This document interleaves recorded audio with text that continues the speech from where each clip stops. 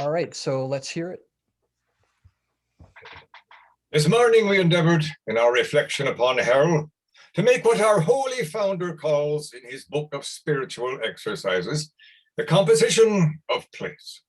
We endeavored, that is, to imagine with the senses of the mind, in our imagination, the material character of that awful place, and of the physical torments which all who are in hell endure. This evening we shall consider for a few moments the nature of the spiritual torments of hell. Sin, remember, is a twofold enormity. It is a base consent to the promptings of our corrupt nature, to the lower instincts, to that which is gross and beast-like. And it is also a turning away from the counsel of our higher nature, from all that is pure and holy, from the holy God himself. For this reason, mortal sin is punished in hell by two different forms of punishment, physical and spiritual. Now, of all these spiritual pains, by far the greatest is the pain of loss.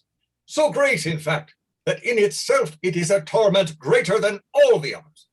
St. Thomas, the greatest doctor of the church, the angelic doctor, as he is called, says that the worst damnation consists in this, that the understanding of man is totally deprived of divine light, and his affection obstinately turned away from the goodness of God. God, remember, is a being infinitely good, and therefore the loss of such a being must be a loss infinitely painful.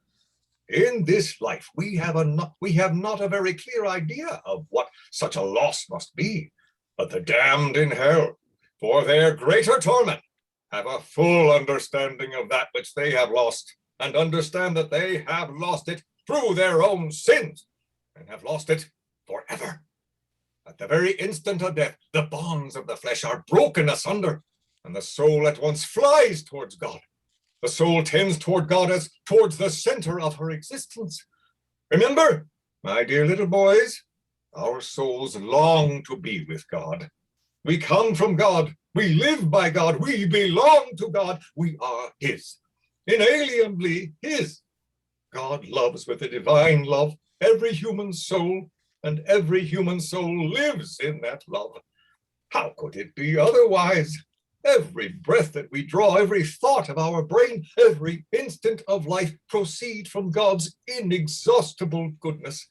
And if it be pain for a mother to be parted from her child, for a man to be exiled from hearth and home, for friend to be sundered from friend, oh, think what pain, what anguish it must be for the poor soul to be spurned from the presence of the supremely good and loving Creator, who has called that soul into existence from nothingness, and sustained it in life, and loved it with an immeasurable love.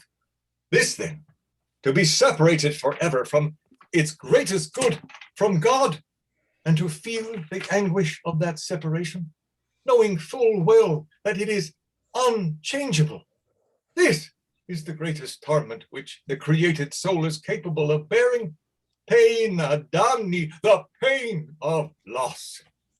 The second pain, which we will afflict the souls of the damned in hell, is the pain of conscience.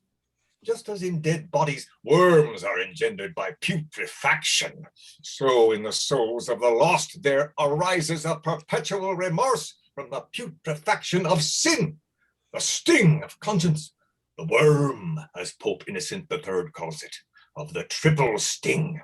The first sting inflicted by this cruel worm will be the memory of past pleasures. Oh, what a dreadful memory will that be! In the lake of all-devouring flame, the proud king will remember the pomps of his court, the wise but wicked man, his libraries and instruments of research, the lover of artistic pleasures, his marbles and pictures and other art treasures. He who delighted in the pleasures of the table, his gorgeous feasts, his dishes prepared with such delicacy, his choice wines. The miser will remember his hoard of gold, the robber his ill-gotten wealth, the angry and revengeful and merciless murderers their deeds of blood and violence, in which they reveled. the impure and adulterous, the unspeakable and filthy pleasures in which they delighted. They will remember all this and loathe themselves and their sins. For how miserable will all these pleasures seem to the soul condemned to suffer in hellfire for ages and ages. How they will rage and burn to think that they have lost the bliss of heaven for the dross of earth, for a few pieces of metal, for vain honors, for bodily comforts, for a tingling of the nerves. They will repent indeed, and this is the second sting of the worm, of conscience, a late and fruitless sorrow for sins committed. Divine justice insists that the understanding of those miserable wretches be fixed continually on the sins of which they were guilty. And moreover, as St. Augustine points out, God will impart to them his own knowledge of sin, so that sin will appear to them in all its hideous malice as it appears to the eyes of God himself. All right. Thanks, Jim. Sure. Well, that was Hades. And we're moving on to the second chapter of Ulysses. This one is the chapter Nestor in Ulysses. And in the original epic, Telemachus, who is Ulysses' son, goes to Nestor to try to find the whereabouts of his father. And Nestor is a tiresome old veteran. Ulysses is making his way back from the Trojan War to Greece and encountering monsters and witches and meddling gods.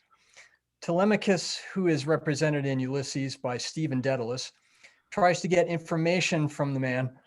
And here, Stephen Dedalus, in Joyce's Ulysses, has a similar encounter with a twist, as you'll see. Ladies and gentlemen, Nestor. Now then, Mr. Deasy said, rising. He came to the table, pinning together his sheets. Stephen stood up. I have put the matter into a nutshell, Mr. Deasy said. It's about the foot and mouth disease. Just look through it. There can be no two opinions on the matter. May I trespass on your valuable space? That doctrine of laissez-faire, which so often in our history, our cattle trade, the way of all our old industries, Liverpool ring which jockeyed the Galway harbor scheme, European conflagration, grain supplies through the narrow waters of the Channel, the pluto-perfect imperturbability of the Department of Agriculture. Pardon a classical allusion, Cassandra, by a woman who is no better than she should be, to come to the point at issue. I don't mince words, do I, Mr. Deasy asked, as Stephen read on. Foot and mouth disease known as Cook's preparation, serum and virus, percentage of salted horses, Rinder pests, emperor's horses at Murtsteg, Lower Austria, veterinary surgeons, Mr. Henry Blackwood Price, courteous, offer a fair trial, dictates of common sense, all important question, in every sense of the word, take the bull by the horns, thanking you for the hospitality of your columns. I want that to be printed and read, Mr. Deasy said. You will see at the next outbreak, they will put an embargo on Irish cattle, and it can be cured. It is cured. My cousin Blackwood Price writes to me it is regularly treated and cured in Austria by cattle doctors there. They offer to come over here. I'm trying to work up influence with the departments now. I'm going to try publicly. I am surrounded by difficulties, by intrigues, by backstairs influence, by... He raised his forefinger and beat the air oddly before his voice spoke. Mark my words, Mr. Dedalus, he said, England is in the hands of the Jews. In all the highest places, her finance, her press, and they are the signs of a nation in decay. Wherever they gather, they eat up the nation's vital strength. I have seen it coming these years. As sure as we are standing here, the Jew merchants are already at their work of destruction. Old England is dying. He stepped swiftly off, his eyes coming to blue life as they passed a broad sunbeam. He faced about and back again. Dying, he said, if not dead by now. The harlot's cry from street to street shall weave old England's winding sheet. His eyes opened wide and vision stared sternly across the sunbeam in which he halted. A merchant, Stephen said, is one who buys cheap and sells dear, Jew or Gentile, is he not? They sinned against the light, Mr. Deasy said gravely, and you can see the darkness in their eyes. And that is why they are wanderers on the earth to this day. On the steps of the Paris Stock Exchange, the gold-skinned men quoting prices on their gemmed fingers, gabble of geese, they swarmed loud, uncouth about the temple, their heads thick-plotting under maladroit silk hats. Not theirs, these clothes, this speech, these gestures. Their full, slow eyes belied the words, their gestures eager and unoffending, but knew the rancors massed about them and knew their zeal was vain. Vain patience to heap and hoard. Time surely would scatter all. A horde heaped by the roadside, plundered and passing on. Their eyes knew the years of wandering and, patient, knew the dishonors of their flesh. Who has not? Stephen said. What do you mean? Mr. Deasy asked. He came forward a pace and stood by the table. His underjaw fell sideways open uncertainly. Is this old wisdom? He waits to hear from me. History, Stephen said, is a nightmare from which I am trying to awake. From the playfield, the boys raised a shout, a whirring whistle, goal! What if that nightmare gave you a back kick? The ways of the Creator are not our ways, Mr. Deasy said. All history moves towards one great goal, the manifestation of God. Stephen jerked his thumb towards the window, saying, That is God. Hooray! Woo! What? Mr. Deasy asked. A shout in the street, Stephen answered, shrugging his shoulders. Mr. Deasy looked down and held for a while the wings of his nose tweaked between his fingers. Looking up again, he set them free. I am happier than you are, he said. We have committed many errors and many sins. A woman brought sin into the world. For a woman who was no better than she should be, Helen, the runaway wife of Menelaus, 10 years the Greek made war on Troy. A faithless wife first brought the strangers to our shore here. Macmurr's wife and her leman O'Rourke, Prince of Breffni. A woman too brought Parnell low. Many errors, many failures, but not the one sin. I am a struggler now at the end of my days, but I will fight for the right till the end. For Ulster will fight, and Ulster will be right. Stephen raised the sheets in his hand. Well, sir, he began. I foresee, Mr. Deasy said, that you will not remain here very long at this work. You were not born to be a teacher, I think. Perhaps I am wrong. A learner, rather, Stephen said. And here, what will you learn more? Mr. Deasy shook his head. Who knows, he said. To learn, one must be humble. But life is the great teacher. Stephen rustled the sheets again. As regards these, he began. Yes, Mr. Deasy said, you have 2 copies there, if you can have them published at once. Telegraph, Irish Homestead. I will try, Stephen said, and let you know tomorrow. I know 2 editors slightly. That will do, Mr. Deasy said briskly. I wrote last night to Mr. Field, MP. There is a meeting of the Cattle Breeders Association today at the City Arms Hotel. And I asked him to lay my letter before the meeting. You see if you can get it into your 2 papers. What are they? The Evening Telegraph. Yeah, that will do, Mr. Deasy said. There is no time to lose. And now I have to answer that letter from my cousin. Good morning, sir, Stephen said, putting the sheets in his pocket. Thank you. Not at all, Mr. Deasy said as he searched the papers on his desk. I like to break a lance with you, old as I am. Good morning, sir, Stephen said again, bowing to his bent back. He went out by the open porch and down the gravel path under the trees, hearing the cries of voices and crack of sticks from the playfield. The lions couchant on the pillars as he passed out through the gate, toothless terrors. Still, I will help him in his fight. Mulligan will dub me a new name, the bullock befriending bard. Mr. Daedalus, Running after me. No more letters, I hope. just one moment. Yes, sir, Stephen said, turning back at the gate. Mr. Deasy halted, breathing hard and swallowing his breath. I just wanted to say, he said, Ireland, they say, has the honor of being the only country which never persecuted the Jews. Do you know that? No? And you know why? He frowned sternly on the bright air. Why, sir? Stephen asked, beginning to smile. Because she never let them in, Mr. Deasy said solemnly. A cough ball of laughter leaped from his throat, dragging after it a rattling chain of phlegm. He turned back quickly, coughing, laughing, his lifted arms waving to the air. She never let them in. He cried again through his laughter as he stamped on gaitered feet over the gravel of the path. That's why. On his wise shoulders, through the checkerwork of leaves, the sun flung spangles, dancing coins. All right, that was Nestor.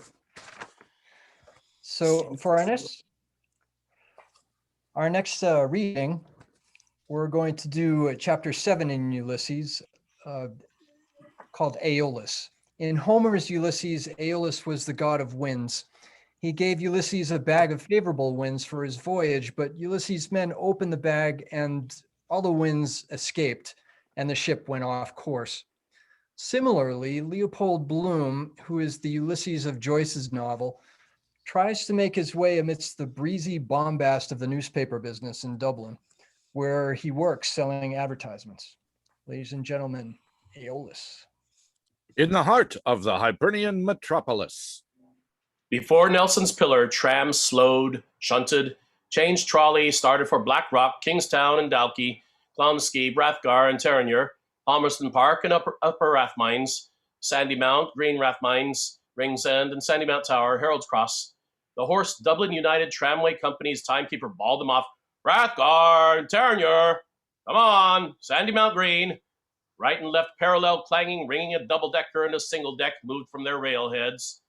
Swerved to the downline, glided parallel. Start, Palmerston Park. The wearer of the crown. Under the porch of the General Post Office, shoeblacks called and polished. Parked in North Princess Street, His Majesty's vermilion mail cars, bearing on their sides the royal initials ER, received loudly flung sacks of letters, postcards, letter cards, parcels, insured and paid for local, provincial, British, and overseas delivery. Gentlemen of the press. Gross-booted draymen rolled barrels, dull-thudding out of Princess stores, and bumped them up on the brewery floats. On the brewery floats, bumped dull-thudding barrels, rolled by gross-booted draymen out of Princess stores. There it is, Red Murray said. Alexander Keys. Just cut it out, will you? Mr. Bloom said, and I'll take it round to the telegraph office. The door of Rutledge's office creaked again. Davy Stevens, minute in a large cape coat, a small felt hat crowning his ringlets, passed out with a roll of papers under his cape, a King's Courier. Red Murray's long shears sliced out the advertisement from the newspaper in 4 clean strokes. Scissors and paste. I'll go through the printing works, Mr. Bloom said, taking the cut square. Of course, if he wants a par, Red Murray said earnestly, a pen behind his ear. We can do him one. Right, Mr. Bloom said with a nod. I'll rub that in. We, William Braden, Esquire, of Oakland, Sandymount. Red Murray touched Mr. Bloom's arm with the shears and whispered. Braden. Mr. Bloom turned and saw the liveried porter raise his lettered cap as a stately figure entered between the newsboards of the Weekly Freeman and National Press and the Freeman's Journal and National Press. Dull-thudding Guinness's barrels. It passed stately up the staircase, steered by an umbrella, a solemn beard-framed face. The broadcloth back ascended each step, back. All his brains are in the nape of his neck, Simon Diddless says. Welts of flesh behind on him, fat folds of neck, fat neck, fat neck. Don't you think his face is like our Savior? Red Murray whispered. The door of Rutledge's office whispered, "Cree." They always build one door opposite another for the wind too, way in, way out. Our Savior, beard-framed oval face, talking in the dusk, Mary, Martha, steered by an umbrella sword to the footlights, Mario the tenor.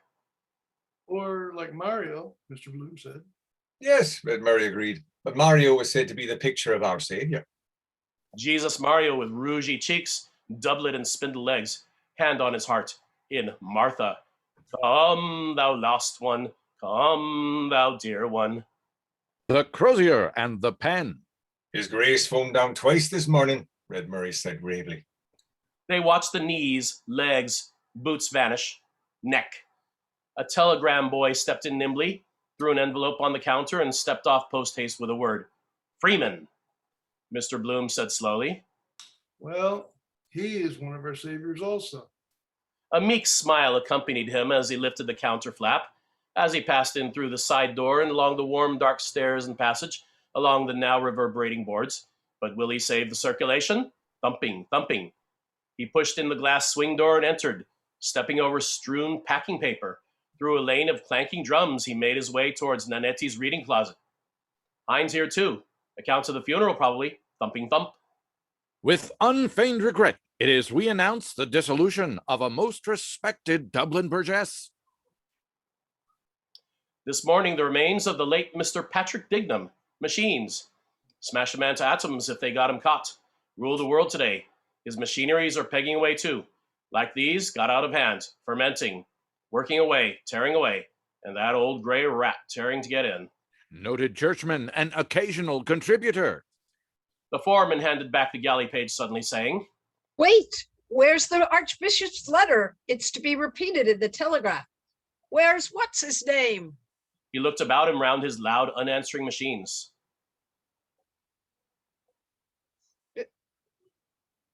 Jim Shendel. Is there Jim, a Larry here? unmute. There's Jim. Oh, wow. I'll just, you may read it. Monks, sir. A voice asked from the casting box. Hi, where's Monks? Monks. Mr. Bloom took up his cutting. Time to get out. And I'll get the design, Mr. Nanetti, he said, and you'll give it a good place, I know. Monks. Yes, sir. 3 months renewal. Want to get some wind off my chest first? Try it anyhow. Rub in August. Good idea. Horse show month. Bowles Bridge. Tourists over for the show. A day father. He walked on through the case room, passing an old man, bowed, spectacled, aproned. Old monks, the day father. Queer lot of stuff he must have put through his hands in his time. Obituary notices, pubs ads, speeches, divorce suits. Found drowned. Nearing the end of his tether now. Sober, serious man with a bit in the savings bank, I'd say. Wife a good cook and washer. Daughter working the machine in the parlor. Plain Jane, no damn nonsense. Erin, green gem of the Silver Sea. A ghost walks, Professor McHugh murmured softly, biscuitfully to the dusky window pane. Mr. Daedalus, staring from the empty fireplace at Ned Lambert's quizzing face, asked of it sourly. Agonizing Christ. Wouldn't it give you a heartburn on your arse? Ned Lambert, seated on the table, read on. Or again, note the meanderings of some purling rill as it babbles on its way, fanned by gentlest zephyrs, though quarreling with the stony obstacles, to the tumbling waters of Neptune's blue domain, mid mossy banks, played on by the glorious sunlight, or neath the shadows cast o'er its pensive bosom by the overarching leafage of the giants of the forest. What about that, Simon? He asked over the fringe of his newspaper. How's that for high? Changing his drink, Mr. Daedalus said. Ned Lambert, laughing, struck the newspaper on his knees, repeating, The pensive bosom and the overarching leafage. Oh, boys, oh, boys. And Xenophon looked upon Marathon, Mr. Daedalus said, looking again on the fireplace and to the window, and Marathon looked on the sea. That will do, Professor McHugh cried from the window. I don't want to hear any more of the stuff. He ate off the crescent of water biscuit he had been nibbling and, hungered, made ready to nibble the biscuit in his other hand. Highfalutin stuff. Ladder bags. Ned Lambert's taking a day off, I see. Rather upsets a man's day, a funeral does. He has influence, they say. Old Chatterton, the vice-chancellor, is his granduncle or his great-granduncle. Close on 90, they say. Sub-leader for his death written this long time, perhaps. Living to spite them. Might go first himself. Johnny, make room for your uncle. The Right Honourable Hedges Heir Chatterton, dare say, he writes him an odd, shaky check or two on gale days. Windfall when he kicks out. Hallelujah. Just another spasm, Ned Lambert said. What is it? Mr. Bloom asked. A recently discovered fragment of Cicero's, Professor McHugh answered with pomp and tone, our lovely land. The grandeur that was Rome. Wait a moment, Professor McHugh said, raising two quiet claws. We mustn't be led away by words, by sounds of words. We think of Rome, imperial, imperious, imperative. He extended elocutionary arms from frayed, stained shirt cuffs, pausing. What was their civilization? Vast, I allow, but vile. Cloacae, sewers, the Jews in the wilderness and the mountaintops said, it is meet to be here. Let us build an altar to Jehovah. The Roman, like the Englishman who follows in his footsteps, brought to every new shore on which he set his foot, or our shore, he never set it, only his colloquial obsession. He gazed about him in his toga and said, it is meet to be here. Let us construct a water closet. Which they accordingly did do, Linehan said. Our old ancient ancestors, as we read in the first chapter of Guinnesses, were partial to the running stream. They were gentlemen, J.J. O'Molloy murmured, but we also have Roman law. And Pontius Pilate is its prophet, Professor McHugh responded. Do you know the story about Chief Baron Pallas? J.J. O'Molloy asked. It was a royal university dinner. Everything was going stunningly. First, my riddle, Linehan said. Are you ready? Mr. O'Madden Burke, tall and copious gray of Donegal tweed, came in from the hallway. Stephen Dedalus behind him, uncovered as he entered. Entrez-vous, mes enfants, Linehan cried. Escort a suppliant, M. O'Madden Burke said melodiously. Youth, led by experience, visits notoriety. How do you do? The editor said, holding out a hand. Come in, your governor has just come. Return of Bloom. Mr. Bloom, breathless, caught in a whirl of wild newsboys near the offices of the Irish Catholic and Dublin Penny Journal called. Mr. Crawford, a moment. Telegraph, racing special. What is it? Miles Crawford said, falling back a pace. A newsboy cried in Mr. Bloom's face. Terrible tragedy in Rathmines, a child bit by a bellows. Interview with the editor. Just this ad, Mr. Bloom said, pushing through towards the steps, puffing and taking the cutting from his pocket. I spoke with Mr. Keyes just now. He'll give a renewal for 2 months, he says. After, he'll see. But he wants a par to call attention to the Telegraph too, the Saturday Pink. And he wants it, if it's not too late, I told Councillor Nanetti from the Kilkenny People, I can have access to it in the National Library. House of Keys, don't you see? His name is Keyes. It's a play on the name, but he practically promised he'd give the renewal. But he wants just a little puff. What will I tell him, Mr. Crawford? KMA. Will you tell him he can kiss my arse? Miles Crawford said, throwing out his arm for emphasis. Tell him that straight from the stable. A bit nervy. Look out for squalls. All off for a drink, arm in arm. Lenahane's the yachting cap on the cadge beyond, usual blarney. Wonder is that young Diddless, the moving spirit, has a good pair of boots on him today. Last time I saw him, he had his heels on view. Been walking in muck somewhere, careless chap. What was he doing in Irish Town? Well, Mr. Bloom said, his eyes returning, if I can get the design, I suppose it's worth a short par. He'll give the ad, I think. I'll tell him. KMRIA. He can kiss my Royal Irish arse, Miles Crawford cried loudly over his shoulder. Anytime he likes, tell him. While Mr. Bloom stood weighing the points and about to smile, he strode on jerkily. Hello there, Central. At various points along the 8 lines, tramcars with motionless trolleys stood in their tracks, bound for or from Rathmines, Rathfarnham, Kingstown, Blackrock and Dalkey, Sandymount Green, Ringsend and Sandymount Tower, Donnybrook, Palmerston Park, and Upper Rathmines, all still becalmed in short circuit. Hackney cars, cabs, delivery wagons, mail vans, private rooms, aerated mineral water floats with rattling crates of bottles, rattled, rolled, horse-drawn rapidly. What? And likewise, where? What do you call it? Miles Crawford asked. Where did they get the plums? Virgilian, says pedagogue. Sophomore plumps for old man Moses. Call it. Wait, the professor said, opening his long lips wide to reflect. Call it, let me see. Call it Deus nobis hec ossi flectit. No, Stephen said. I call it a Pisgah site of Palestine, or the parable of the plums. Yeah, I see, the professor said. He laughed richly. I see, he said again, with new pleasure. Moses and the promised land. We gave him that idea, he added to J.J. O'Malloy. All right.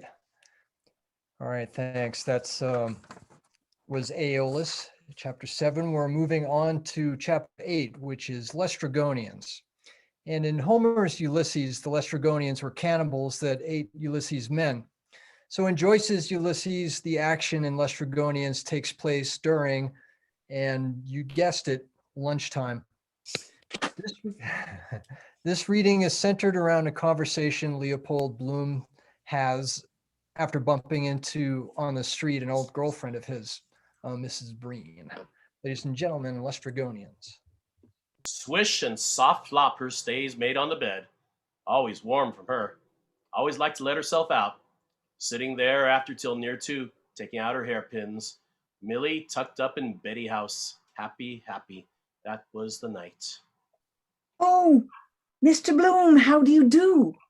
Oh, how do you do, Mrs. Breen? No use complaining. How is Molly those times? Haven't seen her for ages. In the pink, Mr. Bloom said gaily. Millie has a position down in Mullingar, you know. Go away. Isn't that grand for her? Yes, and the photographer's there, getting on like a house on fire. How are all of your charges? All on the baker's list, Mrs. Breen said. How many has she? No other in sight. You're in black, I see. You have no... No, Mr. Bloom says, I've just come from a funeral. Going to crop up all day, I foresee. Who's dead? When? And what did he die of? Turn up like a bad penny. Oh, dear me, Mrs. Breen said. I hope it wasn't any near relation. May as well get her sympathy. Keegan, Mr. Bloom said, an old friend of mine. He died quite suddenly, poor fellow. Heart trouble, I believe. Funeral was this morning. Our funeral's tomorrow while you're coming through the rye. Diddle diddle dum dum diddle diddle. Sad to lose the old friends, Mrs. Breen's woman eyes said melancholily. Now that's quite enough about that. Just quietly. Husband. And your lord and master? Mrs. Breen turned up her 2 large eyes. Hasn't lost them anyhow. Oh, don't be talking, she said. He's a caution to rattlesnakes.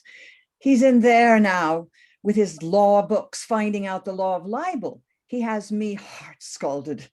Wait till I show you. Hot mock turtle vapor and steam of new baked jam puffs roly-poly poured out from Harrison's. The heavy noon reek tickled the top of Mr. Bloom's gullet. Want to make good pastry, butter, best flour, demerara, sugar, or they taste it with the hot tea. Or is it from her? A barefoot Arab stood over the grating, breathing in the fumes. Deadened the gnaw of hunger that way. Pleasure or pain, is it? Penny dinner, knife and fork chained to the table. Opening her handbag, chipped leather hat pin. I'd have a guard on those things. Stick it in a chap's eye in the tram. Rummaging, open, money, please take one. Devils if they lose 6pence. Raise Cain, husband barging. Where's the 10 shillings I gave you on Monday? Have you feeding your little brother's family? Soiled handkerchief, medicine bottle, pastille that was fell. Where is she? There must be a new moon out, she said. He's always bad then. Do you know what he did last night? Her hand seized to rummage. Her eyes fixed themselves on him, wide in alarm, yet smiling. What? Mr. Bloom asked. Let her speak. Look straight in her eyes. I believe you. Trust me. Woke me up in the night, she said. Dream he had. A nightmare. Indigas. Said the ace of spades was walking up the stairs. Ace of spades, Mr. Bloom said. She took a folded postcard from her handbag. Read that, she said. He got it this morning. What is it? Mr. Bloom asked, taking the card. U-P? U-P, up, she said. Someone taking a rise out of him. It's a great shame to them, whoever he is. Indeed it is, Mr. Bloom said. She took back the card, sighing. And now he's going round to Mr. Menton's office. He's going to take an action for £10,000, he says. She folded the card into her untidy bag and snapped the catch. Same blue serge dress she had 2 years ago. The nap bleaching. Seen its best days. Wispish hair over her ears, and that dowdy took.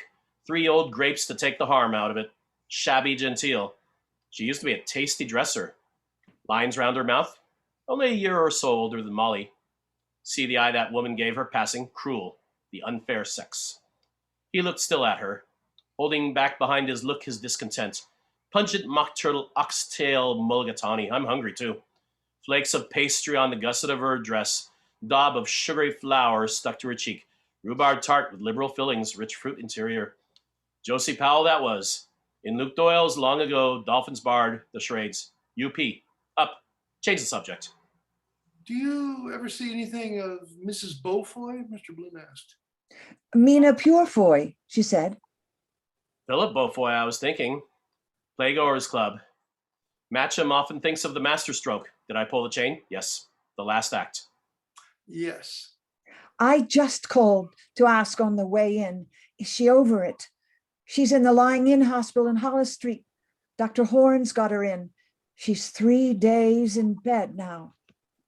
Oh, Mr. Bloom said. I'm sorry to hear that. Yes, Mrs. Breen said, and a house full of kids at home. It's a very stiff birth, the nurse told me. Oh, Mr. Bloom said. His heavy, pitying gaze absorbed her news. His tongue clacked in compassion. I'm sorry to hear that, he said. Poor thing. 3 days. That's terrible for her. Mrs. Breen nodded. She was taken bad on the Tuesday. Mr. Bloom touched her funny bone gently, warning her. Mind, let this man pass. A bony form strode along the curbstone from the river, staring with a rapt gaze into the sunlight through a heavy stringed glass. Tight as a skull piece, a tiny hat gripped his head. From his arm, a folded dust coat, a stick, and an umbrella dangled to his stride. Watch him, Mr. Bloom said. He always walks outside the lampposts. Watch. Who is he? If it's a fair question, Mrs. Breen asked. Is he Dotty? His name is Cashel Boyle O'Connor Fitzmaurice Tisdall Farrell, Mr. Bloom said, smiling. Watch. He has enough of them, she said. Dennis will be like that one of these days. She broke off suddenly. There he is, she said. I must go after him. Goodbye. Remember me to Molly, won't you? I will, Mr. Bloom said. He watched her dodge through passers towards the shop fronts. Dennis Breen in skimpy frock coat and blue canvas shoes shuffled out of Harrison's, hugging 2 heavy tomes to his ribs. Blown in from the bay, like old times, he suffered her to overtake him without surprise and thrust his dull gray beard towards her, his loose jaw wagging as he spoke earnestly. All right. That was Lestrygonians, chapter 8, and we're moving on to Scylla and Charybdis, chapter 9 in Ulysses.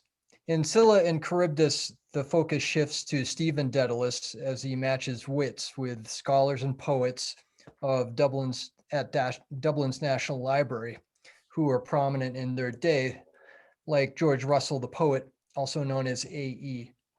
The parallel with the Homeric Scylla and Charybdis is that Daedalus must navigate a course between the realist Aristotelianism, which is like the 5 heads of the Scylla monster, and the Platonic idealism, which is like the whirlpool of the Charybdis.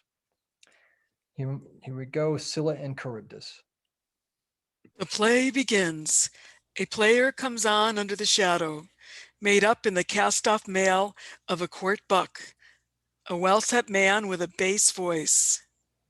It is the ghost, the king, a king and no king, and the player is Shakespeare, who has studied Hamlet all the years of his life, which were not vanity, in order to play the part of the spectre.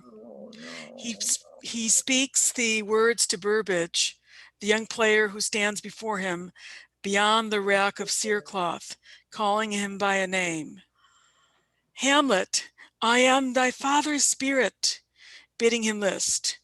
To a son he speaks, the son of his soul, the prince, young Hamlet, and to the son of his body, Hamlet Shakespeare, who has died in Stratford, that his namesake may live forever. Is it possible that that player Shakespeare, a ghost by absence, and in the vesture of buried Denmark, a ghost by death, speaking his own words to his own son's name? Had Hamlet Shakespeare lived, he would have been Prince Hamlet's twin. Is it possible, I want to know, or probable that he did not draw or foresee the logical conclusion of those premises? You are the dispossessed son. I am the murdered father. Your mother is the guilty queen. Anne Shakespeare, born Hathaway. Not this prying into the family life of a great man, Russell began impatiently. Art thou there, Truepenny? Interesting only to the parish clerk. I mean, we have the plays. I mean, when we read the poetry of King Lear, what is it to us how the poet lived? As for living, our servants can do that for us. Villiers d'Islay has said, peeping and prying into green room gossip of the day, the poet's drinking, the poet's debts. We have King Lear, and it is immortal. Mr. Best's faced appeal to, agreed. Flow over them with your waves and with your waters, Manannán. Manannán MacLear, how now, sirrah, that pound he lent you when you were hungry? Marry, I wanted it. Take thou this noble. Go to. You spent most of it in Georgina Johnson's bed, clergyman's daughter. Agent might of Inuit. Do you intend to pay it back? Oh, yes. When? Now? Well, no. When then? I paid my way. Steady on. He's from beyond Boynewater, the northeast corner. You owe it. Wait, 5 months. Molecules all change. I am other, I know. I now. Other, I got pound. Buzz. But I entelechy form of forms am I by memory, because under ever-changing forms, I that sinned and prayed and fasted, I, and I. A-E-I-O-U. Do you mean to fly in the face of the tradition of 3 centuries? John Eglinton's carping voice asked. Her ghost, at least, has been laid forever. She died, for literature at least, before she was born. She died, Stephen retorted, 67 years after she was born. She saw him into and out of the world. She took his first embraces. She bore his children, and she laid pennies on his eyes to keep his eyelids closed when he lay in his deathbed. Mother's deathbed. Candle, the sheeted mirror. Who brought me into this world lies there, bronze-lidded, under few cheap flowers. Elatia rutilantium. I wept alone. John Eglinton looked in the tangled glowworm of his lamp. The world believes that Shakespeare made a mistake, he said, and got out of it as quickly as best he could. Bosh, Stephen said rudely. A man of genius makes no mistakes. His errors are volitional and are the portals of discovery. Portals of discovery open to let in the Quaker librarian, soft creak-footed, bald-eared, and assiduous. A shrew, John Eglinton said shrewdly, is not a useful portal of discovery, one should imagine. What useful discovery did Socrates learn from Xanapi? Dialectic, Stephen answered, and from his mother, how to bring thoughts into the world. What he learned from his other wife, Myrto, absent nomen, Sacra Tadidian, Epipsychidion, no man, not a woman, will ever know. But neither the midwife's lore nor the caudal lectures saved him from the archons of Sinn Fein and their nagging of hemlock. But Anne Hathaway, Mr. Best's quiet voice said forgetfully, yes, we seem to be forgetting her as Shakespeare himself forgot her. His look went from Bruder's beard to Carper's skull, to remind, to chide them not unkindly, then to the bald pink Lullard custard, guiltless though maligned. He had a good groat's worth of wit, Stephen said, and no truant memory. He carried a memory in his wallet as he trudged to Romeville, whistling "The Girl I Left Behind Me." If the earthquake did not time it, we should know where to place poor Watt, sitting in his form, the cries of hounds, the studded bridle, and her blue windows. That memory, Venus and Adonis, lay in the bedchamber of every light of love in London. Is Catherine the shrew ill-favored? Hortensio calls her young and beautiful. Do you think the writer of Antony and Cleopatra, a passionate pilgrim, had his eyes in the back of his head, that he chose the ugliest doxy in all of Warwickshire to lie withal? Good. He left her and gained the world of men. But his boy women are the women of a man. Their life, thought, speech are lengthened by males. He chose badly. He was chosen, it seems to me. If others have their will, Anne Hathaway. By cock she was to blame. She put the come hither on him, sweet and 26. The gray-eyed goddess who bends over the boy Adonis, stooping to conquer, as prologue to this swelling act, is a bold-faced Stratford wench who tumbles in the cornfield, a lover younger than herself. And my turn? When? Come. Ryefield, Mr. Best brightly and gladly raised his new book, gladly and brightly. He murmured then with blonde delight for all. Between the acres of the rye, these pretty country folk would lie. Paris, the well-pleased pleaser.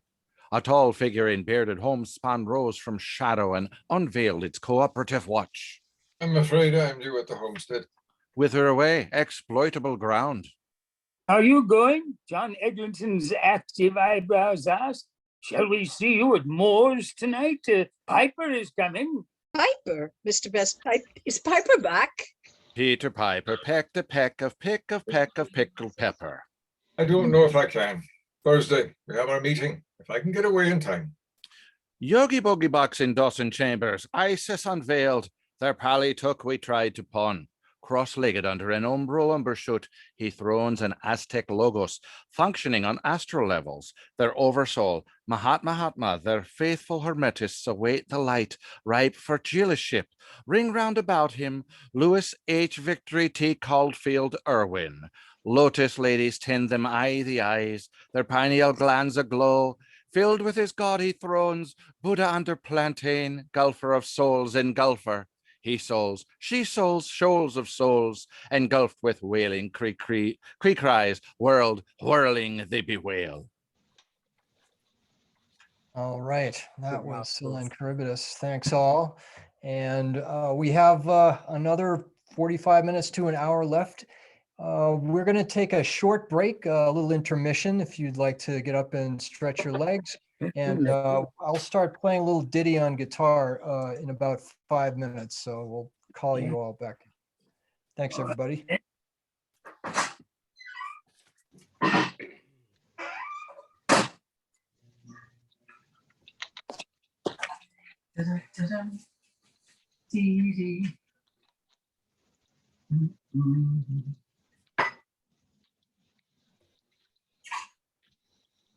Well, while this is going on, I'll just take advantage of the moment to say thank you all for attending our Bloomsday celebration here on Zoom. I know it's difficult to do this, especially since we've been doing it for so long. Meeting online is not the same as meeting in person, but it's the best we can do at this moment. The Celtic Arts Center continues to do its programming through Zoom, like we are doing right now. And I just want to also mention that the Celtic Arts Center will soon be meeting again in person, hopefully, at the Mayflower Club, which is located in North Hollywood on Victory Boulevard near Vineland Avenue. We will be sending out emails letting people know that we will be doing that hopefully soon. We're still working out the logistics about that with the Mayflower Club themselves. I also want to mention that we have a current discount for membership. If you are a member, you can consider renewing at a discounted rate at 20% off the regular normal price. That's let's see, it's $40 for an individual, $60 for a couple instead of 75, and it's $80 for a family. I feel like I'm doing a PBS pledge drive right now. But yeah, we have discounted rates, and it's a special COVID discount. Hopefully, once we're all back to normal, we'll have to say goodbye to that. But if you want to take advantage of it, you can do it so by going to our website, celticartscenter.com, and scrolling down on the main page to our Become a Member link, and you should be able to either do it online or download the application, which is a PDF, print it out, fill out the form with your information, and mail it into our address, our mailing address, not the Mayflower Club, our mailing address, which is located on the form itself as well as on our website. So if you haven't become a member, please consider. We are supported by our members' donations and your membership. The money goes towards putting on events like this, as well as funding our rent when we do go back to the Mayflower Club, and to purchase software and other things that help us do this stuff online. I feel like I'm rambling, but I'm waiting for Larry to come back. Out. What was that, JC? Well, I guess that kind of emphasizes that once we do begin again, please consider muting your mic unless you are performing. It makes it a lot easier because we are using the audio to focus the playing the video on those that are speaking. I stopped trying to do the spotlight thing. That was not helping, and it was not easy to know because I don't know who's reading next. So we're going to let it go live. I think Larry is now doodling on the guitar. I'll shut up now. Thanks for listening, folks. All right. Well, okay. Hope everybody's back and ready to see the second half of Ulysses by James Joyce and the readings we're presenting from it. We started out with Hades as the first reading from Portrait of the Artist as a Young Man. The second reading from that book marks the realization of the spiritual journey of Stephen Dedalus. It has to do with a girl on a beach, so we're calling it Nausicaa. We're not doing I couldn't get anybody to read from Joyce's Nausicaa. Oh no, Pekingese, one best in show. Yeah. Yeah, exactly what you said. So without further ado, let's get started. And Doug, can you make me host so I can, sort of work the controls here?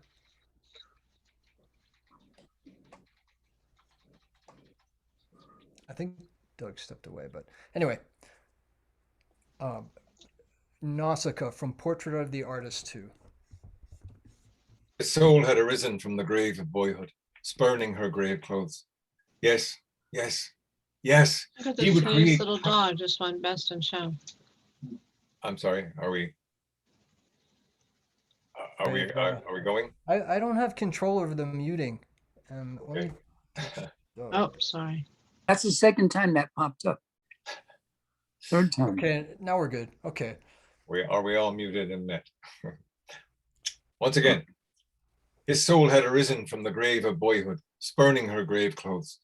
Yes, yes, yes, he would create proudly out of the freedom and power of his soul, as the great artificer whose name he bore, a living thing, new and soaring and beautiful, impalpable, imperishable. He started up nervously from the stone block, for he could no longer quench the flame in his blood. He felt his cheeks aflame and his throat throbbing with song. There was a lust of wandering in his feet that burned to set out for the ends of the earth. on his heart seemed to cry. Evening would deepen above the sea, night fall upon the plains, dawn glimmer before the wanderer, and show him strange fields and hills and faces. Where? He looked northward, towards Hoth. The sea had fallen below the line of sea wrack on the shallow sign of the breakwater, and already the tide was running out fast along the foreshore. Already one long oval bank of sand lay warm and dry amid the wavelets. Here and there, warm isles of sand gleamed above the shallow tide, and about the isles, and around the long bank, and amid the shallow currents of the beach, were light-clad, gay-clad figures, wading and delving. In a few moments, he was barefoot, his stockings folded in his pockets, and his canvas shoes dangling by their knotted laces over his shoulders. And, picking a pointed salt-eaten stick out of the jetsam, among the rocks, he clambered down the slope of the breakwater. There was a long rivulet in the strand, and as he waded slowly up its course, he wondered at the endless drift of seaweed, emerald and black and russet and olive. It moved beneath the current, swaying and turning. The water of the rivulet was dark with endless drift and mirrored the high drifting clouds. The clouds were drifting above him, silently, and silently the sea tangle was drifting below him, and the gray warm air was still, and the new wild life was singing in his veins. Where was his boyhood now? Where was the soul that had hung back from her destiny to brood alone upon the shame of her wounds, and in her house of squalor and subterfuge to queen it in faded cerements and in wreaths that withered at the touch? Oh, where was he? He was alone. He was unheeded, happy and near to the wild heart of life. He was alone and young and willful and wild-hearted, alone amid a waste of wild air and brackish waters and the sea harvest of shells and tangle and veiled gray sunlight and gay-clad, light-clad figures of children and girls and voices, childish and girlish in the air. A girl stood before him in midstream, alone and still, gazing out to sea. She seemed like one whom magic had changed into the likeness of a strange and beautiful seabird. Her long, slender, bare legs were delicate as a crane's, and pure, save where an emerald trail of seaweed had fashioned itself as a sign upon the flesh. Her thighs, fuller and soft-hued as ivory, were bared almost to the hips, where the white fringes of her trousers were like featherlings of soft, white down. Her slate blue skirts were kilted boldly about her waist and dovetailed behind her. Her bosom was as a bird's, soft and slight and soft as the breast of some dark plumaged dove. But her long fair hair was girlish, and girlish had touched with the wonder of mortal beauty her face. She was alone and still, gazing out to sea. And when she felt his presence and the worship of his eyes, her eyes turned to him in quiet sufferance of his gaze, without shame or wantonness. Long, long she suffered his gaze, and then quietly withdrew her eyes from his and bent them toward the stream, gently stirring the water with her foot hither and thither. The first faint noise of gently moving water broke the silence, low and faint, and whispering, faint, as the bells of sleep, hither and thither, and a faint flame trembled on her cheek. Heavenly God, cried Stephen's soul in an outburst of profane joy. He turned away from her suddenly and set off across the strand. His cheeks were aflame, his body was aglow, his limbs were trembling. On and on and on and on he strode, far out over the sands, singing wildly to the sea, crying to greet the advent of life that had cried to him. Her image had passed into his soul forever, and no word had broken the holy silence of his ecstasy. Her eyes had called him, and his soul had leaped at the call. To live, to err, to fall, to triumph, to recreate life out of life. A wild angel had appeared to him, the angel of mortal youth and beauty, an envoy from the fair courts of life, to throw open before him in an instant of ecstasy the gates of all the ways of error and glory. On and on and on and on. All right, great.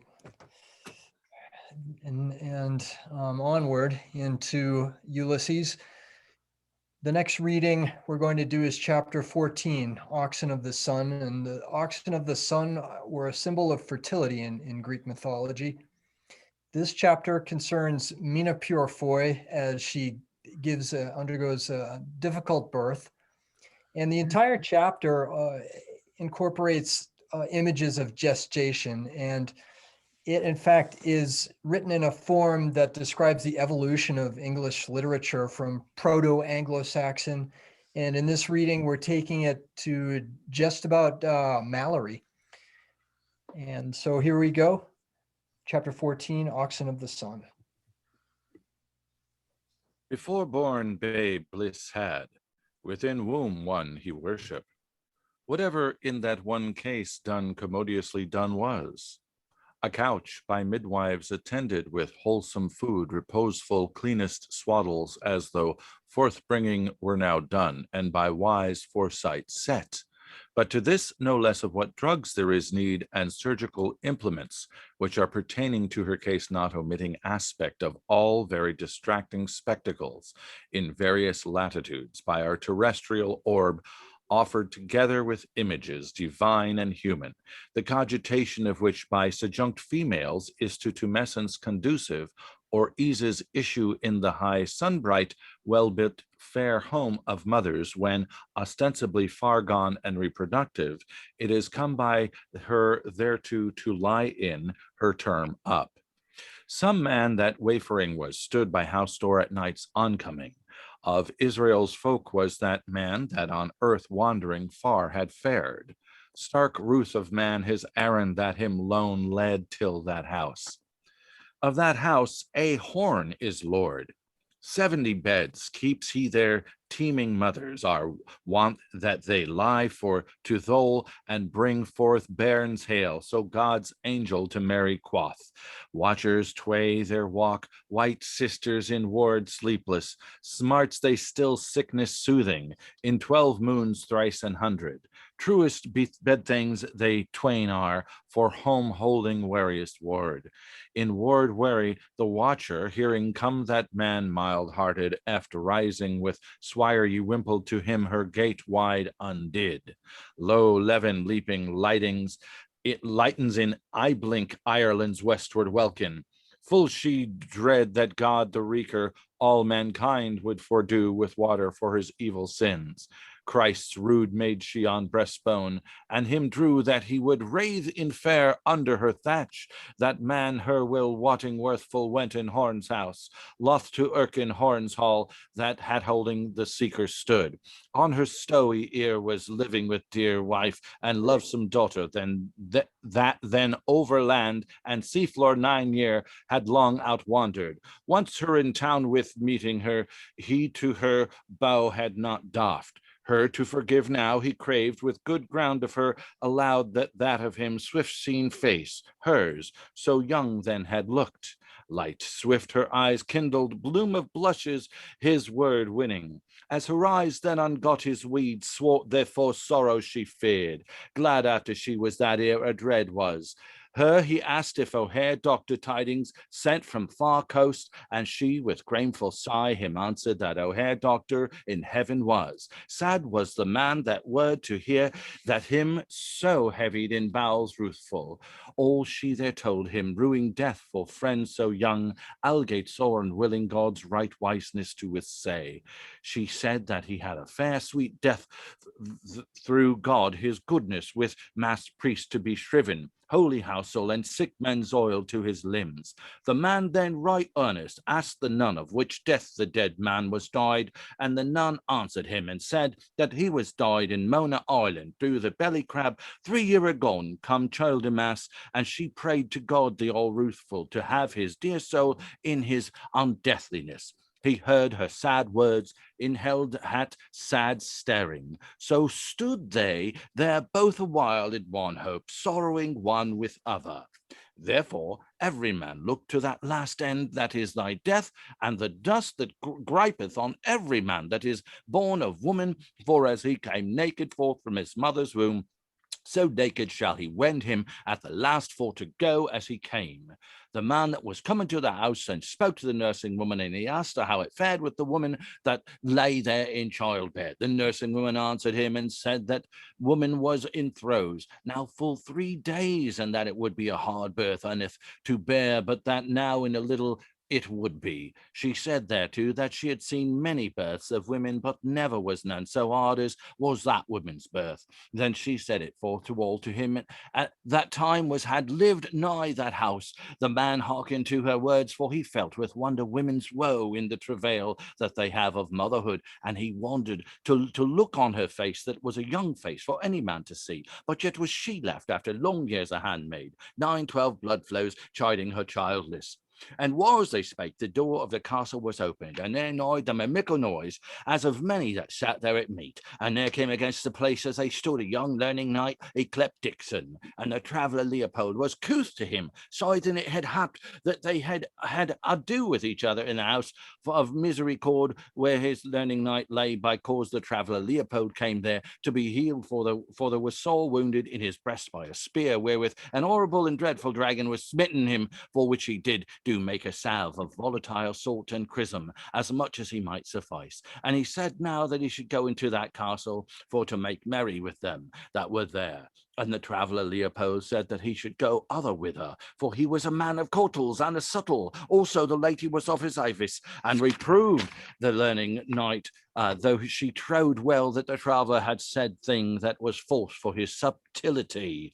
But the learning knight would not here say nay, nor do her mandament, nay, have him in aught contrarious to his list. And he said how it was a marvellous castle. And the traveller Leopold went into the castle for to rest him for a space, being sore of limb after many marches environing in divers lands, and sometimes venery. And in the castle was set aboard that was of the birchwood of Finland, and it was upheld by 4 dwarfmen of that country, but they durst not move more for enchantment. And on this board were frightful swords and knives that are made in a great cavern by swinking demons out of white flames, that they fix in horns of buffaloes and stags, that they abound marvellously. And there were vessels that are wrought by magic of Mahode out of sea sand and the air by a warlock with this breath that the blares into them like to bubbles, and full flare cheer and rich was on the board, that no wight could devise a fuller ne richer. And there was a vat of silver that was moved by craft to open in the which lay strange fishes without heads, though misbelieving men nigh that this be possible, thing without they see it, natheless they are so. And these fishes lie in an oily water brought there from Portugal land, because of the fatness that therein is like to the juices of the olive press. And also it was marvel to see in that castle how by magic they make a compost out of fecund wheat kidneys, out of caldi, that by aid of certain angry spirits that they do into it swells into wondrously like to a vast mountain. And they teach the serpents there to entwine themselves up on long sticks out of the ground, and of the scales of these serpents they brew out a brewage like to mead. And the learning knight let pour for child Leopold a draught, and help thereto the while they that there were there drank every each. And child Leopold did up his beaver for to pleasure him, and took up fatly a somewhat in amity, for he never drank no manner of mead, which he then put by an anon full privily he voided the more part in his neighbour glass, and his neighbour nist not of his while, and he sat down in that castle with them for to rest him there a while. Thanked be Almighty God. All right. Well Thank done. you. And that was Auction of the Sun. And our next reading is chapter 16, called Eumaeus. And by this chapter, Stephen Dedalus and Leopold Bloom have by now joined and found each other's company, and have spent some time with Stephen's troublemaking friends in Nighttown, which is Dublin's brothel district. In Homer's Ulysses, Ulysses is disguised as a beggar when he gets back to Ithaca to avoid hostility from the suitors of his wife who have taken up residence around his home. Eumaeus, as a chapter, is also obfuscated by prose, which pretends to such authority as to be completely incomprehensible. Yes. Please enjoy Eumaeus. Preparatory to anything else, Mr. Bloom brushed off the greater bulk of the shavings and handed Stephen the hat and ash plant and bucked him up generally in orthodox Samaritan fashion, which he very badly needed. His, Stephen's, mind was not exactly what you would call wandering, but a bit unsteady. And on his expressed desire for some beverage to drink, Mr. Bloom, in view of the hour, it was there being no pumps of Vartry water available for their ablutions, let alone drinking purposes, hit upon an expedient by suggesting off the reel the propriety of the cabman's shelter, as it was called, hardly a stone's throw away near Buttbridge, where they might hit upon some drinkables in the shape of a milk and soda or a mineral. But how to get there was the rub. For the nonce, he was rather nonplussed, but inasmuch as the duty plainly devolved around him to take some measures on the subject of, he pondered suitable ways and means, during which Stephen repeatedly yawned. So far as he could see, he was rather pale in the face, so that it occurred to him as highly advisable to get a conveyance of some description which would answer in their condition. Both of them being ED, particularly Stephen, always assuming that there was such a thing to be found. Accordingly, after a few such preliminaries, as in spite of his having forgotten to take up his rather soap-sudsy handkerchief after it had done yeoman service in the shaving line, brushing, they both walked together along Beaver Street, or more properly, Lane, as far as the Farriers, and the distinctly fetid atmosphere of the livery stables at the corner of Montgomery Street, where they made tracks to the left, from thence debauching into Amon Street, around by the corner of Dan Bergen's. But as he confidently anticipated, there was not a sign of a Jehu plying for hire anywhere to be seen, except a four-wheeler, probably engaged by some fellows inside on a spree outside the North Star Hotel. And there was no symptom of its budging a quarter of an inch when Mr. Bloom, who was anything but a professional whistler, endeavored to hail it by emitting a kind of a whistle, holding his arms arched over his head twice. This was a quandary, but bringing common sense to bear on it, evidently there was nothing of it but to put a good face on the matter and foot it, in which they accordingly did. So, prevailing around the Mullets and the Signal House, where they shortly reached, they proceeded perverse in the direction of Almond Street, a railway terminus. Mr. Bloom being handicapped by the circumstance that one of the back buttons of his trousers had, to vary the time-honored adage, gone the way of all buttons. Though entering thoroughly into the spirit of the thing, he heroically made light of the mischance. So, as neither of them were particularly pressed for time, as it happened, and the temperature refreshing, since it was cleared up after the recent visitation of Jupiter Pluvius, they dandered along past by where the empty vehicle was waiting without a fare or a jardy. As it so happened, a Dublin United Tramways Company's sand-strewer happened to be returning, and the elder man recounted to his companion, apropos of the incident, his own truly marvelous escape of some little while back. They passed the main entrance of the Grand Northern Railway Station, the starting point for Belfast, where, of course, all traffic was suspended at this late hour. And passing the back door of the morgue, not very enticing locality, not to say gruesome to a degree, more especially at night, ultimately gained the Dock Tavern, and in due course turned into Store Street, famous for its C Division police station. Between this point and the High, at present unlit, warehouses of Bursford Place Stephen thought to think of Ibsen, associated with the Bairds, the stonecutters in the mine somehow of Talbot Place, first turning on the right, while the other, who was acting as his thesis actress, inhaled with internal satisfaction the smell of James Rourke's City Bakery, situated quite close to where they were. The very palatable odor, indeed, of their daily bread, or of commodities of the public, the primary and most indispensable. Bread, the staff of life. Earn your bread. Oh, tell me where is fancy bread? At Rourke's, the baker's, it is said.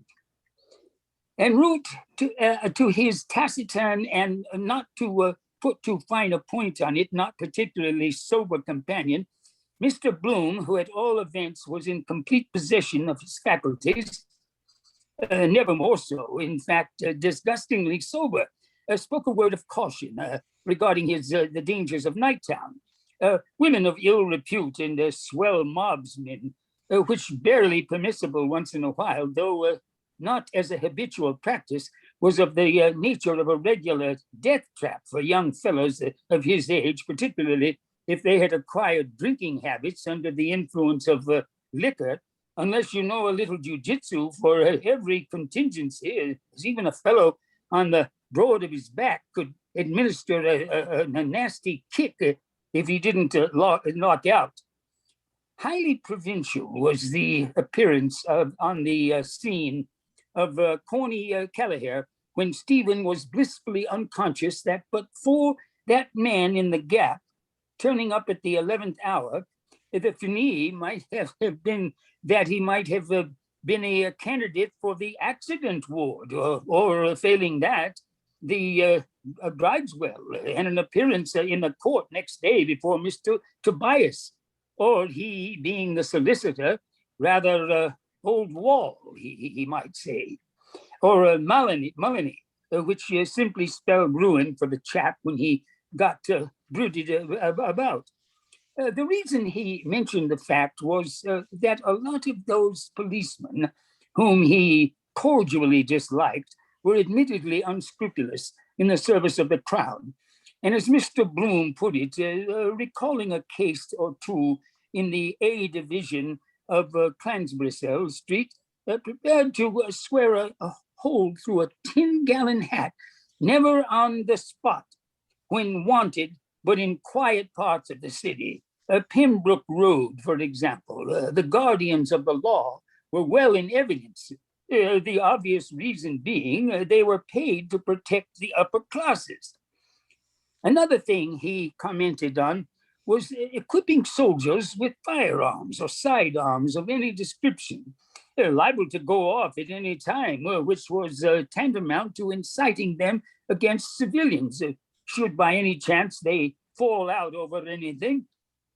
You frittered away your time, he very sensibly maintained, and health, and also character, besides which the squandermanium of the thing, fast women of the demi-monde ran away with a lot of pounds and shillings into the bargain, and the greatest danger of all was who you got drunk with, though. Touching that much vexed question of stimulants, he relished a glass of choice old wine in season as both nourishing and blood-making, and possessing apparent virtues, notably a good Burgundy, which he was a staunch believer in. Still, never beyond a certain point where he invariably drew the line, as it simply led to trouble all rounds, to say nothing of your being at the tender mercy of others, practically. Most of all, he commented adversely on the desertion of Stephen by all his pub hunting comrades, but one, a most glaring piece of ratting on the part of his brother medics under all the circs. And that one was Judas, said Stephen, who up to then had said nothing whatsoever of any kind. Discussing these and kindred topics, They made a beeline across the back of the custom house and passed under the logo line, loop line bridge when a brazier of coke burning in front of a sentry box or something like one attracted their attention. Lagging footsteps, Stephen of his own accord stopped for no special reason to look at the heap of barren cobblestones.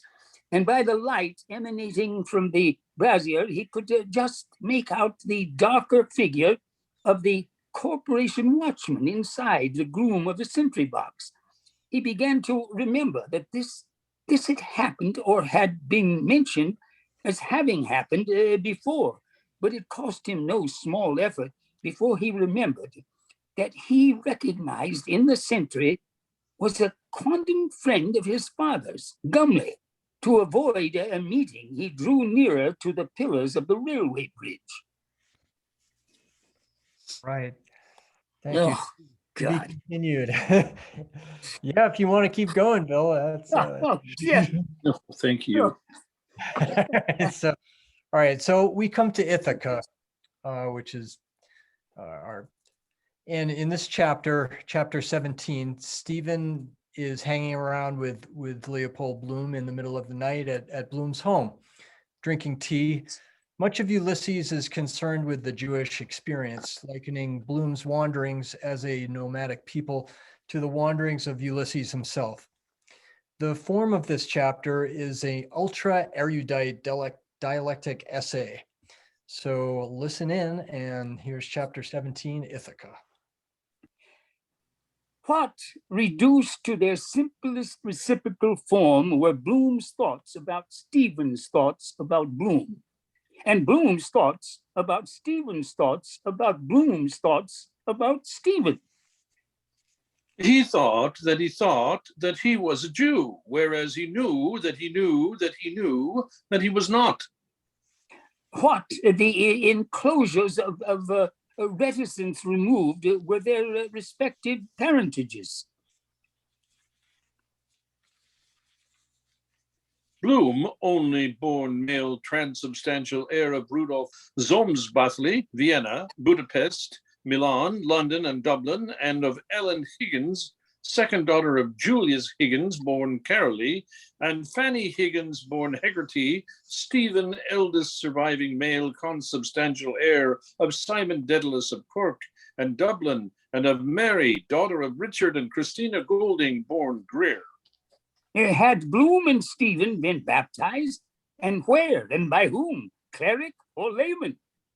Bloom 3 times by the Reverend Mr. Gilmer Johnson, M.A., alone in the Protestant Church of St. Nicholas Without.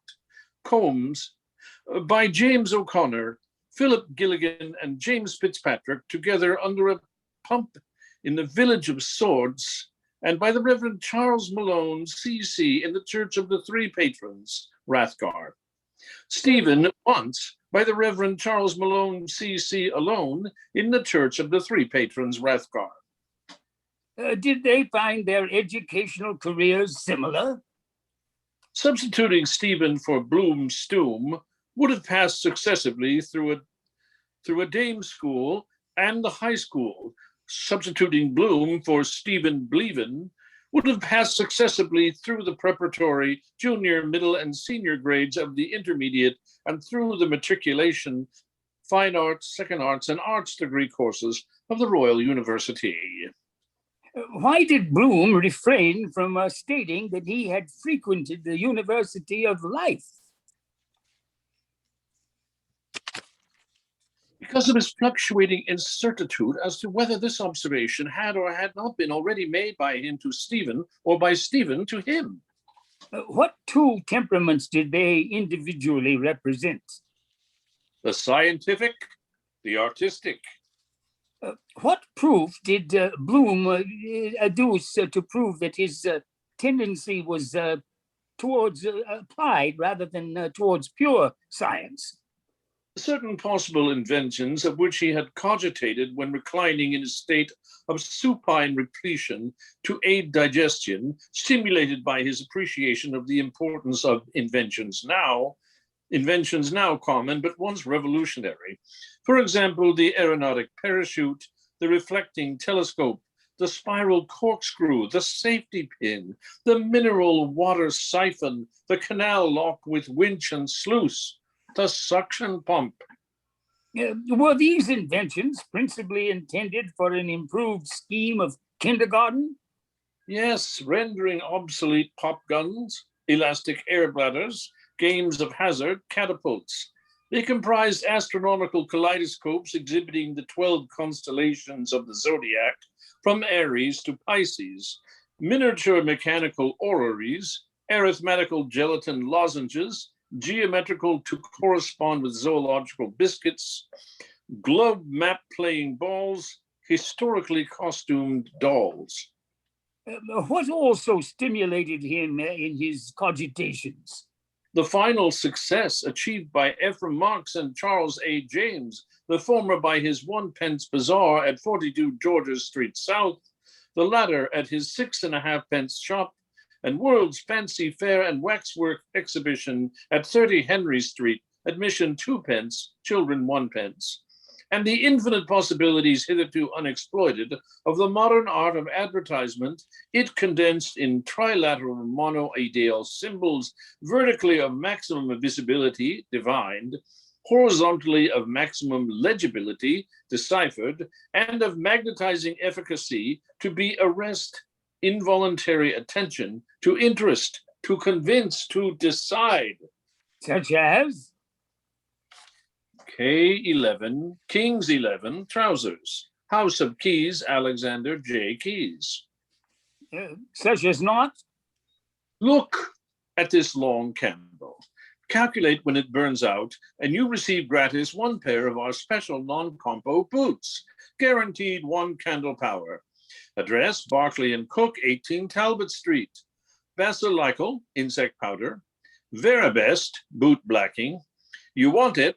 Combined pocket 2-blade penknife with corkscrew, nail file, and pipe cleaner. Such as never?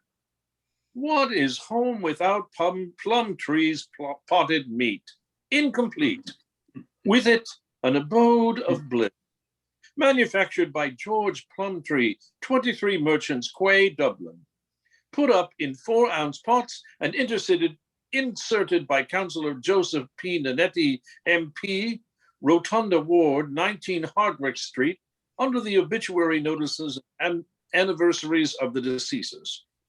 The name on the label is Plumtree, a plum tree in a meat pot, registered trademark.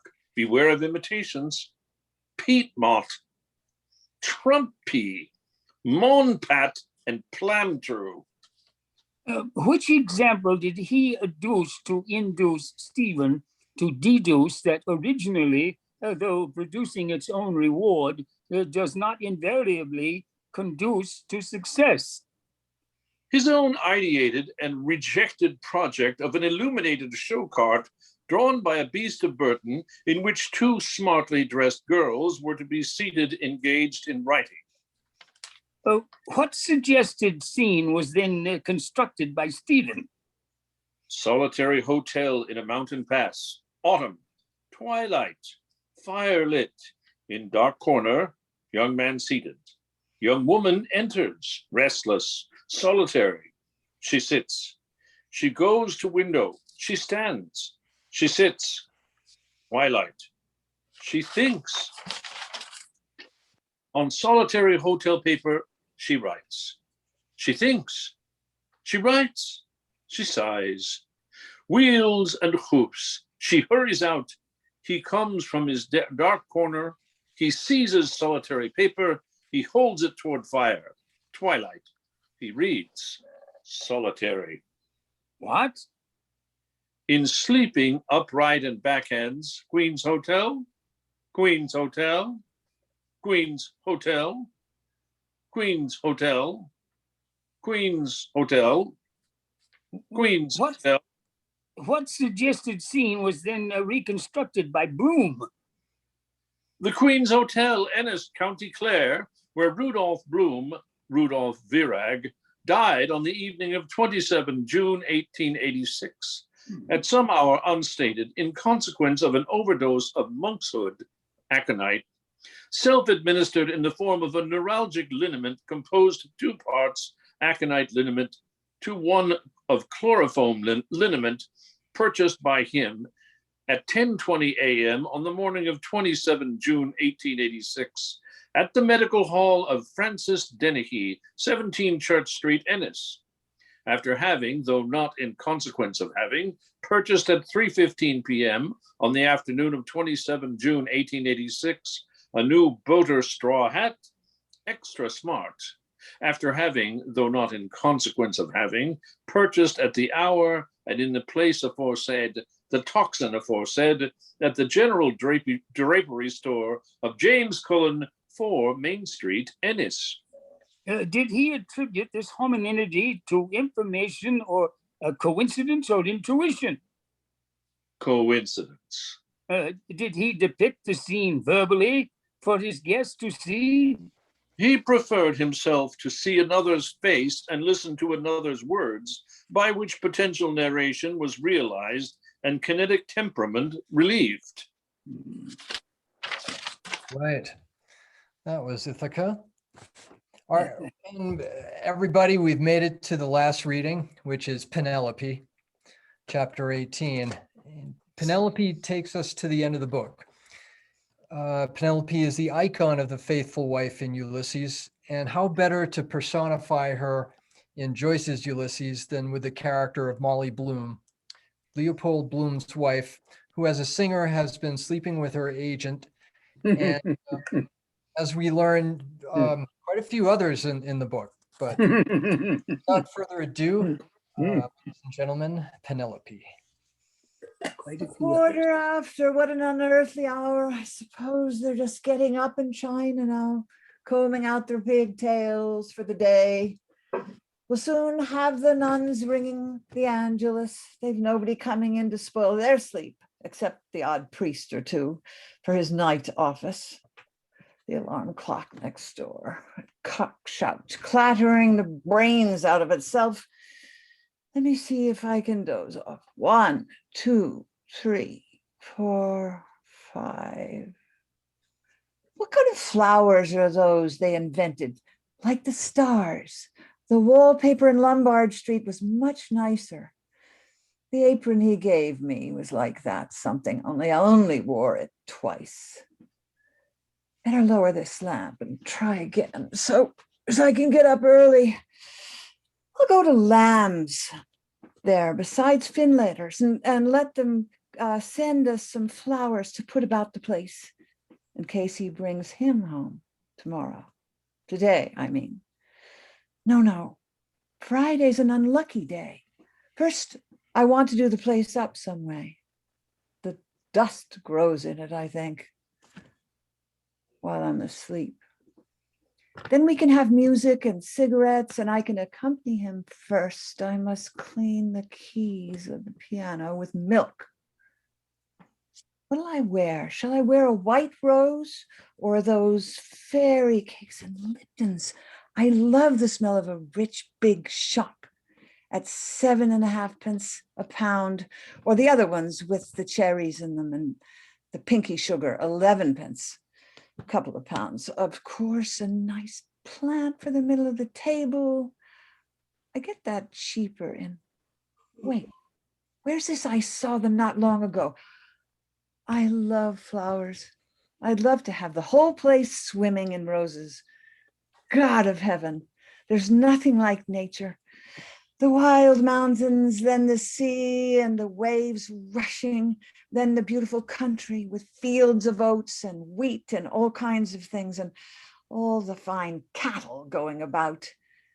That would do your heart good, to see rivers and lakes and flowers, all sorts of shapes and smells and colors springing up even out of the ditches, primroses and violets. Nature it is. As for them saying there's no God, I wouldn't give it a snap of my 2 fingers for all their learning. Why don't they go and create something? I often ask them. I asked him atheists or whatever they call themselves go and wash the cobbles off themselves first. Then they go howling for the priest and they dying. And why? Why? Because they're afraid of hell on account of their bad conscience. Ah, yes, I know them well. Who was the first person in the universe before there was anybody that made it all? Who? Ah, that they don't know. Or so do I, so there you are. Well, might as well try to stop the sun from rising tomorrow. The sun shines for you, he said. The day we were lying among the rhododendrons on Hoth Head, in the gray tweed suit and his straw hat, the day I got him to propose to me. Yes, first I gave him the bit of seed cake out of my mouth, and it was leap year, like now. Yes, 16 years ago. My God, after that long kiss, I near lost my breath. Yes, he said I was a flower of the mountain. Yes, so we are. Flowers all, a woman's body. Yes, that was the one true thing he said in his life. And the sun shines for you today. Yes, that was why I liked him, because I saw he understood or felt what a woman is. And I knew I could always get round him. And I gave him all the pleasure I could, leading him on until he asked me to say yes. And I wouldn't answer first, only looked out over the sea and the sky. I was thinking of so many things he didn't know, of Mulvey and Mr. Stanhope and Hester and father and old Captain Groves and the sailors playing all birds fly and I say stoop, and washing up the dishes, they called it, on the pier. And the sentry in front of the governor's house with the thing round his white helmet, poor devil, half roasted. And the Spanish girls laughing in their shawls and their tall combs. And the auctions in the morning, the Greeks and the Jews and the Arabs and the devil knows who else from all the ends of Europe. And Duke Street. And the fowl market, all clucking outside Larby Sharon's, and the poor donkeys slipping half asleep, and the vague fellows in the cloaks asleep in the shade on the steps, and the big wheels of the carts of the bulls and the old castle, thousands of years old. And yes, and those handsome Moors, all in white and turbans like kings, asking you to sit down in their little bit of a shop, and Rhonda with the old windows of the posadas, glancing eyes a lattice hid for her lover to kiss. The iron and the wine shops half open at night, and the castanets, and the night we missed the boat at Algeciras. The watchman going about serene with his lamp, and oh, that awful deep down torrent, oh, and the sea crimson sometimes like fire, and the glorious sunsets, and the fig trees in the Alameda Gardens. Yes, and all the queer little streets and pink and blue and yellow houses and the rose gardens and the jessamine and geraniums and cactuses and Gibraltar as a girl where I was a flower of the mountain. Yes, when I put the rose in my hair like the Andalusian girls used to. Or shall I wear a red? Yes. And how he kissed me under the Moorish wall. And I thought, well, as well him as another. And then I asked him with my eyes to ask again, yes. And then he asked me, would I yes? To say, yes, my mountain flower. And first I put my arms around him, yes, and drew him down to me so he could feel my breasts all perfume, yes. And his heart was going like mad. And yes, I said, yes, I will. Yes.